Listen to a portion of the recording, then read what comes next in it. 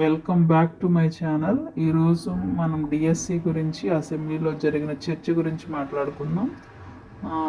TET గురించి కూడా ఒకసారి రివైజ్ చేసుకుందాం. టెట్ ఎగ్జామ్ అనేది October 3 to 20 వరకు ఉంది. హాల్ టికెట్ వచ్చి September 22 రిలీజ్ చేస్తారు. ఫైనల్ కీ వచ్చి October 27 రిలీజ్ చేస్తారు. రిజల్ట్ డిక్లరేషన్ డేట్ వచ్చి November 2న విడుదల చేస్తారు. కాబట్టి ఇంకా ఎవరైనా టెట్కి అప్లై చేసుకోకపోతే వెంటనే అప్లై చేసుకోండి. మంత్ ఎండింగ్ లోపు అప్లై చేసుకోండి. చివరి వరకు వేచి ఉండవాకండి.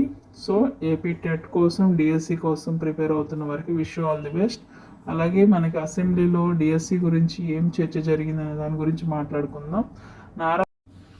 ప్రశ్నోత్తరాల సమయంలో మంత్రి లోకేష్ గారి సమాధానం: రాష్ట్రంలో 22,776 టీచర్ పోస్టులు ఖాళీగా ఉన్నాయి.